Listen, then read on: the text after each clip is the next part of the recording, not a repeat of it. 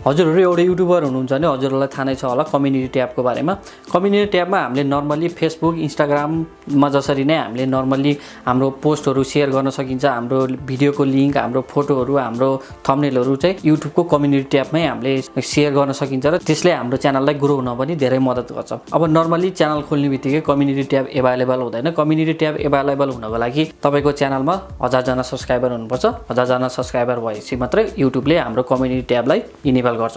अब कम्युनिटी ट्याबमा हामीले नर्मली प्राय जस्तो पोस्ट गर्ने भनेको हाम्रो च्यानलको लिंक अथवा हामीले पोस्ट गरेको भिडियोको लिंक र त्यसको साथसाथै हामीले थम्बनेल पनि त्यसमा एड गरेर हामीले पोस्ट गर्ने गर्छौं। तर म्याक्सिमम मान्छेहरूले थम्बनेल पोस्ट गर्दाखेरि हामीले जब थम्बनेल क्रिएट गर्छौं त्यही थम्बनेललाई हामीले डाइरेक्ट त्यसमा पोस्ट गर्दाखेरि तपाईले मेरो स्क्रिनमा पनि देख्न सक्नुहुन्छ।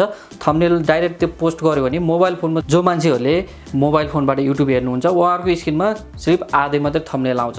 त्यही भएर हामीले त्यसलाई हल्का एडिट थम्बनेललाई हामीले हल्का एडिट गरेर मोबाइल फोनमा पनि फुल स्क्रिनमा कसरी देखाउन सकिन्छ आजको भिडियोमा म त्यसकै लागि भन्नेछु। त्यसको लागि भिडियोको अन्तिमसम्म रहनु होला।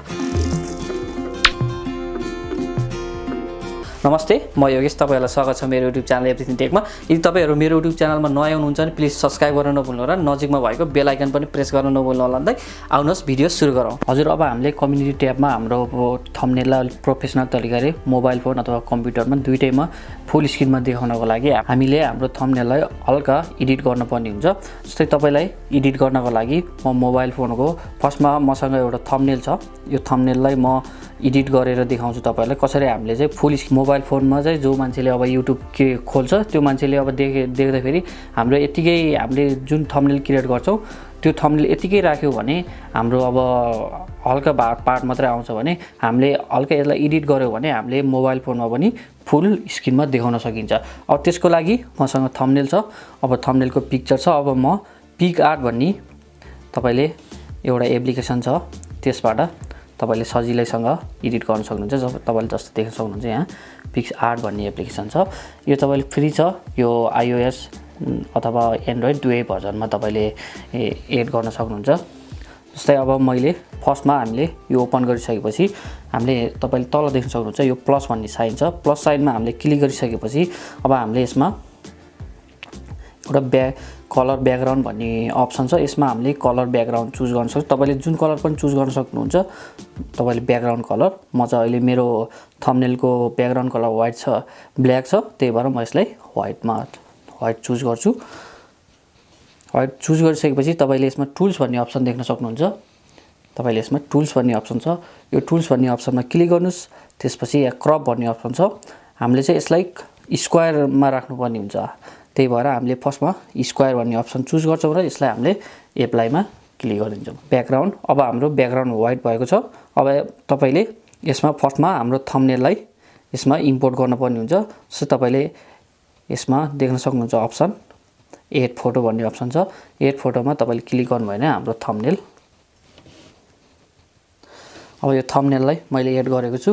अब यसलाई हामीले साइज हल्का यो हाम्रो ब्याकग्राउन्ड व्हाइट ब्याकग्राउन्डको बीचमा राख्नुपर्ने हुन्छ। जस्तै तपाईले फुल स्क्रिनमा यसलाई हल्का बढाएर जस्तै तपाईले बढाउन सक्नुहुन्छ। बढाएर ठिक्क बीचमा राख्नुस्। बीचमा राखिसकेपछि अब हामीले यो माथिको भागमा चाहिँ हामीले केही टेक्स्ट लेख्न सक्छौं। जस्तै मैले यसलाई एप्लाई गर्दिन्छु र हामीले माथिको भागमा हामीले केही टेक्स्ट लेख्छौं। जस्तै मैले यसमा टेक्स्टमा क्लिक गर्छु। टेक्स्ट लेख्नले तपाईले टेक्स्ट भन्ने अप्सन देख्न सक्नुहुन्छ। टेक्स्टमा क्लिक गरेर जस्तै तपाईले क्लिक लिंक हियर भन्ने अप्सन तपाईले क्लिक लिंक हियरमा क्लिक गर्नुस् र यसलाई ओके माथिको ओके भन्ने साइनमा क्लिक गरिदिनुस्। त्यसपछि यसलाई तपाईले यो माथिको भागमा राख्नुस् र अब कलर तपाईले कुन कलर राख्न सक्नुहुन्छ। यहाँ कलर छ, यो कलरमा चुज गर्नुस् र जस्तै मैले ब्ल्याक राख्न सक्छु। त्यसपछि अब यो फन्ट कुन फन्टमा तपाईले चुज गर्न सक्नुहुन्छ। यहाँ फन्टहरु धेरै छन्।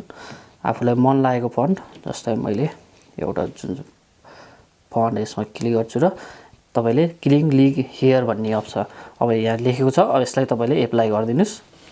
अब हामीले यसमा के राख्छौं भने अब यसमा हामीले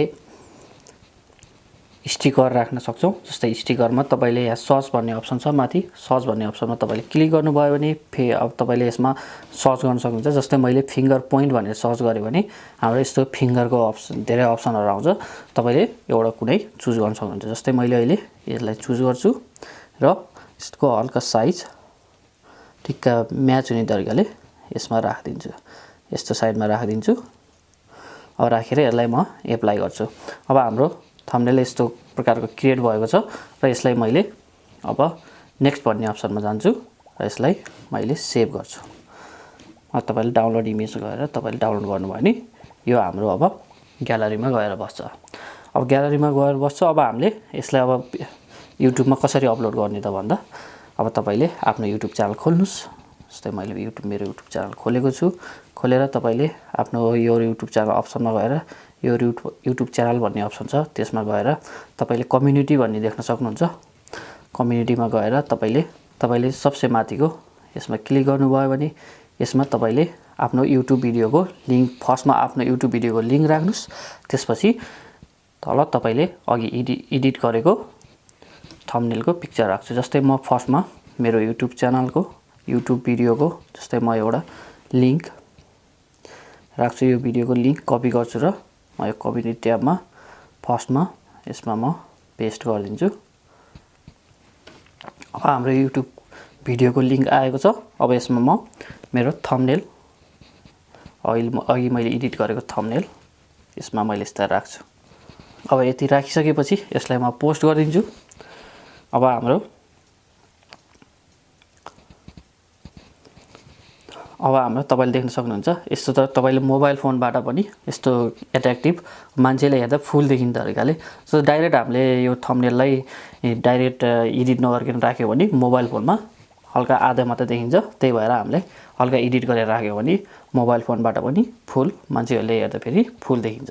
यसरी चाहिँ हामीले कुनै पनि थम्बनेललाई हल्का एडिट गरेर कम्युनिटी पोस्टमा यस्तो तरिकाले राख्न सकिन्छ। हजुर, भिडियोको अन्तिमसम्म रहिदिनु भयो, थ्याङ्क यू सो मच। आजको भिडियो तपाईँहरूलाई कस्तो लाग्यो प्लिज कमेन्ट बक्समा कमेन्ट गर्न सक्नुहुन्छ।